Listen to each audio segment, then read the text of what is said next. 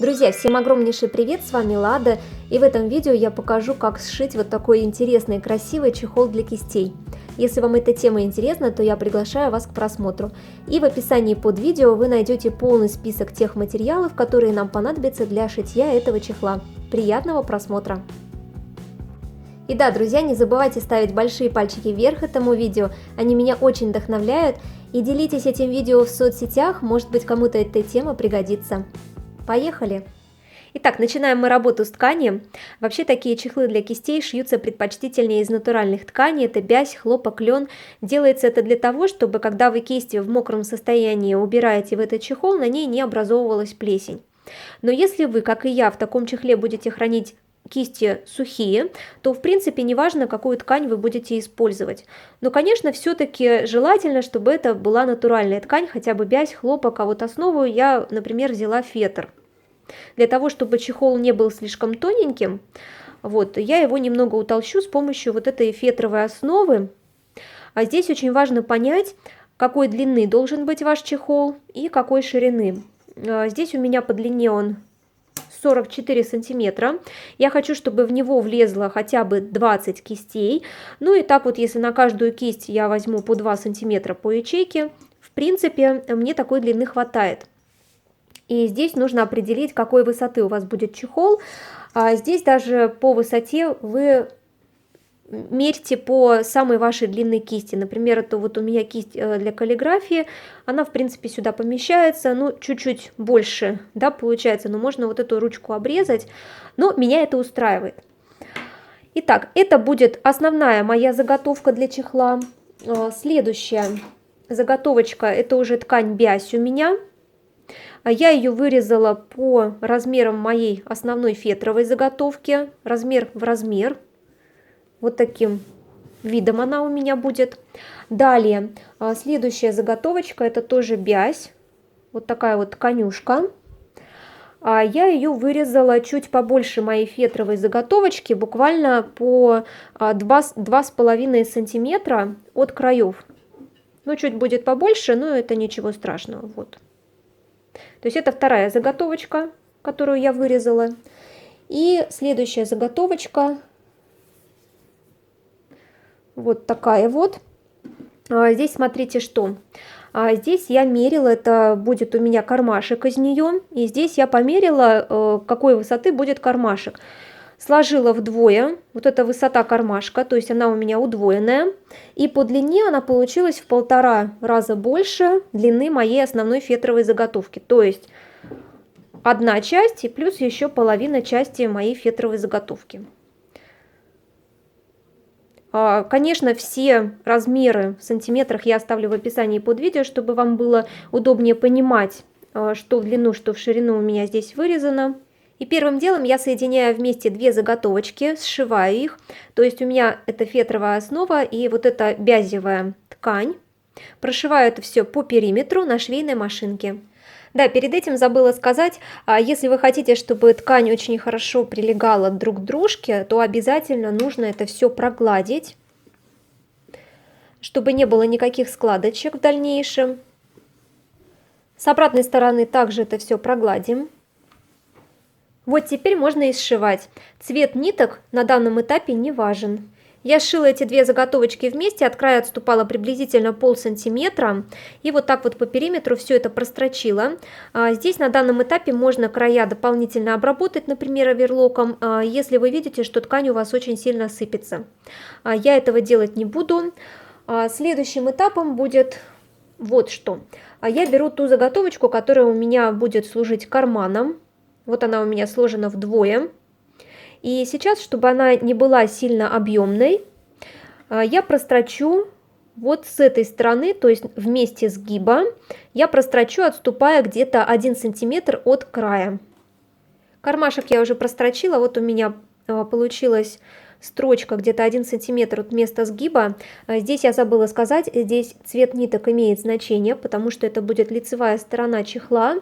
И, конечно, чтобы все это гармонично смотрелось, ниточки лучше подбирать под цвет ткани. Сейчас я буду формировать карман. Если я вот так пришью карман, то есть не делая никаких складок, то тогда будет проблематично сюда, например, класть кисточки, потому что все это будет очень стягиваться, вот, и будет даже не хватать места. Поэтому будем формировать складочки. И вот для этой цели я сделала вот такую заготовочку по длине моего чехла. Я отметила места, где у меня будут складки на кармашке. Ну, на самом деле я это все высчитывала для того, чтобы было одинаковое между ними расстояние, чтобы все хорошо смотрелось. Это вы можете не делать, можете делать складочки по наитию, как у вас получится.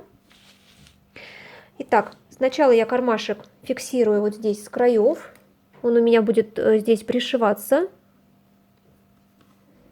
Немного он у меня выходит за основную часть моего чехла, но в принципе это ничего страшного, это я специально сделала на самом деле, чтобы был вот здесь вот такой запасик где-то 1 сантиметр.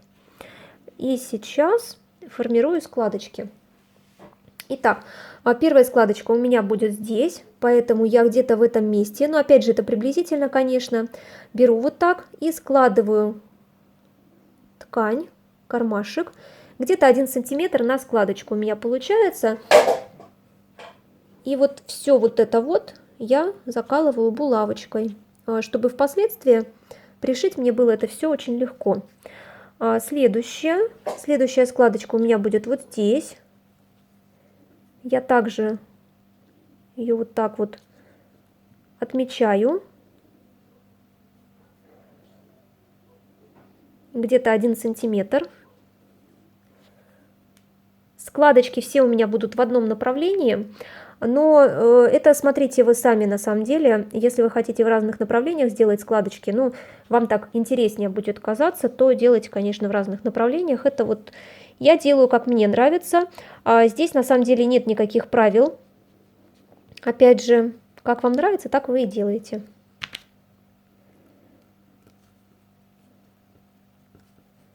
Где-то, если складочки у вас получаются 1,5 сантиметра, ничего страшного, опять же, больше не надо.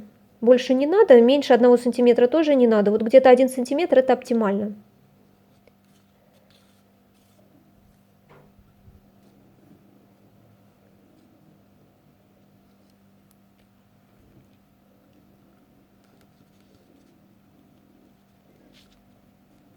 Итак, вот у меня такие складочки получились.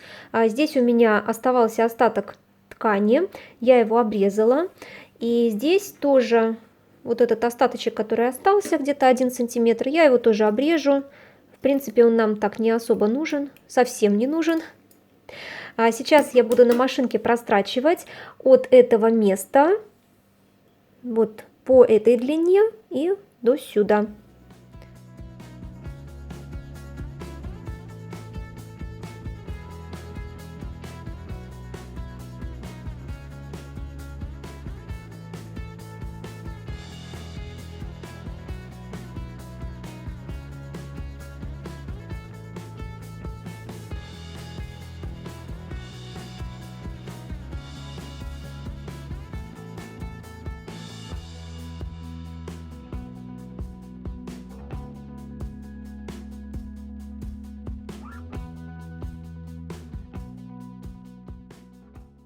После того, как я прострочила это все на машинке, я сейчас вот так вот выравниваю складочки и закрепляю это все булавками, чтобы в дальнейшем они мне не мешали. И чтобы была у меня четкая картина, где мне еще прострочить нужно. Мы их не будем прострачивать, впоследствии я булавочки уберу, но булавочки мне помогут сейчас вот немного зафиксировать положение складочек, чтобы они мне не мешали осуществлять следующий этап работы.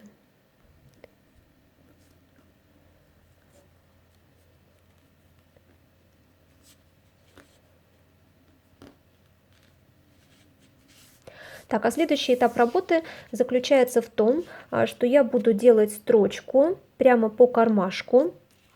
И, в принципе, у меня обозначены места, где я это буду делать. То есть, опять же, вот на этой разметке. 1, 2, 3, 4, 5 строчек я сделаю. В этом мне поможет малярный скотч. Он поможет мне показать направление и показать ровную линию, по которой я буду это все строчить.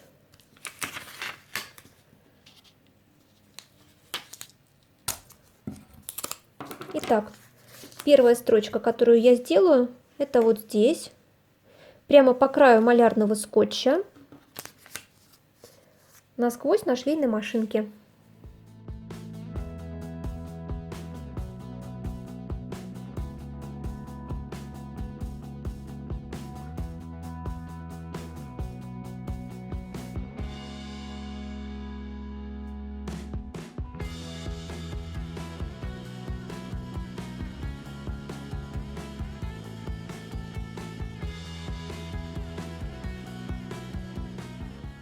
Итак, убираю малярный скотч. Кстати, он мне в этом деле очень помог. Когда вам нужно сделать ровную прямую строчку, но при этом вы не хотите, чтобы здесь оставались следы мела портновского, то тогда вот малярный скотч вообще самое милое дело. Сейчас я убираю булавки.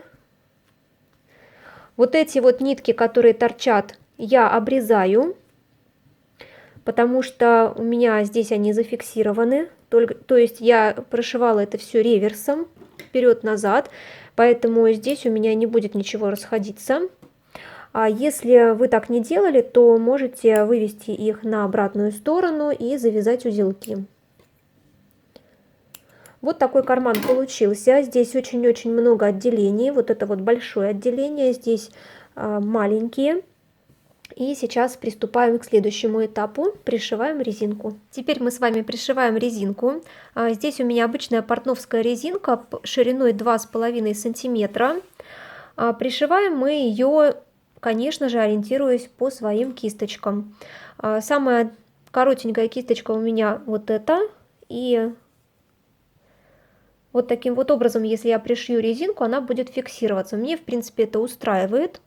Смотрите по вашим кисточкам, да, которые будут у вас в чехле находиться, чтобы вот это крепление у вас было универсально подходящее ко многим кисточкам. И вот на этом уровне я ее буду крепить. Фиксирую булавкой. И здесь у меня также вот на этом листочке сделана разметка, где приблизительно я буду сейчас делать строчки, и ориентируясь по этой разметке, я сейчас отмечу, где мне нужно прострачивать.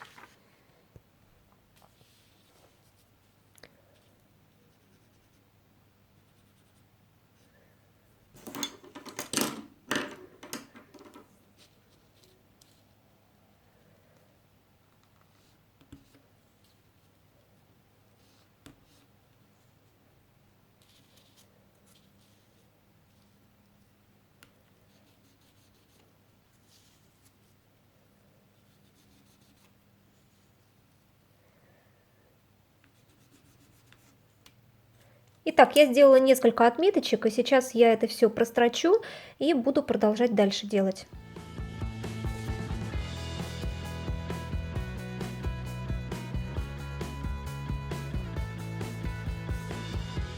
Я прострочила уже резинку, у меня получилось очень-очень много отделений, куда влезут мои кисточки. Здесь у меня остаток резиночки, я его обрезаю, он мне больше не нужен. И сейчас я приступаю к заключительному этапу. Я беру вот этот кусочек бязи, который вырезала, немного больше размером, чем моя фетровая основа. Это у меня будет лицевая сторона. Я заранее прогладила этот кусочек. И сейчас я переворачиваю вот таким вот образом, то есть лицевой стороной от меня внутрь. Беру мою заготовку, вот эту вот чехол мой будущий. И сейчас раскладываю его на этой ткани так, чтобы по краям оставалось ровное расстояние. То есть у меня приблизительно 2,5 сантиметра. С боков я измеряю, смотрю, чтобы так и было. Если где-то что-то не хватает или же перебор, то я немного сдвигаю. Опять же, повторяюсь, главное, чтобы было ровное расстояние, одинаковое расстояние по бокам. И сейчас мы будем сшивать эти две заготовочки вместе, формируя аккуратный край. Я начинаю с этого уголка, на самом деле можно и с любого, просто мне с этого удобнее всего. Я подворачиваю вот таким вот образом край. Далее еще раз подворачиваю уже на сам чехол, на саму основу. Вот таким вот образом. Закалываю это все булавочкой, фиксирую.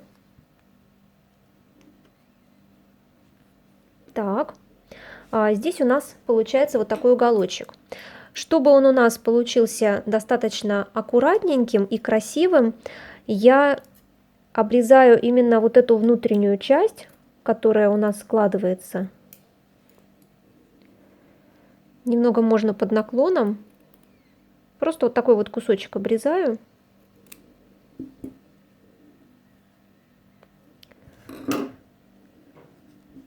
Далее уголочек подворачиваю так. Затем еще раз подворачиваю все это внутрь, этот край. И затем снова на основу. Таким образом, посмотрите, какой аккуратный уголочек у нас получился. Все это фиксирую булавочкой.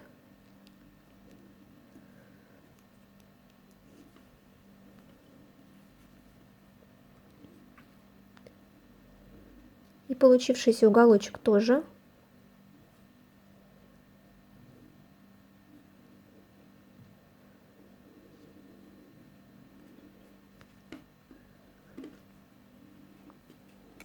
Так. Далее переходим к следующему. Так делаем по всей длине. Подворачиваем сначала вниз, затем наверх. Фиксируем это все булавками.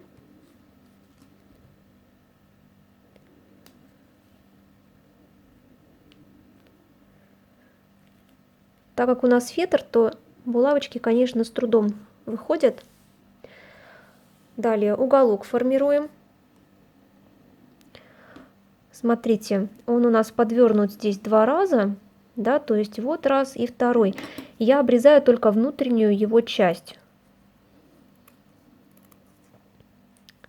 Вот таким вот образом, немного наискосок.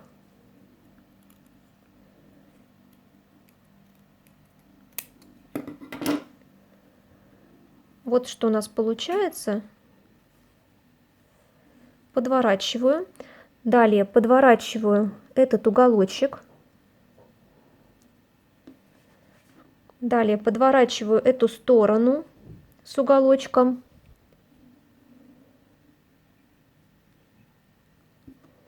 И еще раз подворачиваю ее на саму основу.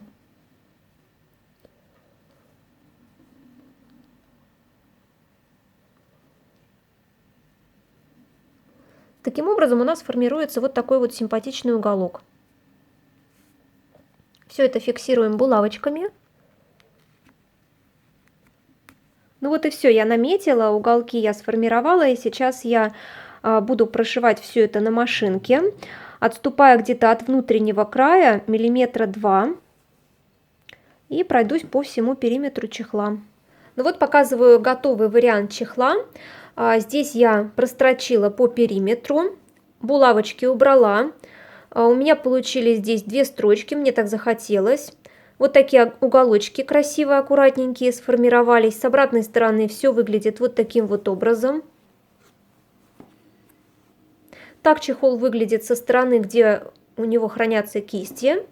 И так чехол выглядит с лицевой стороны.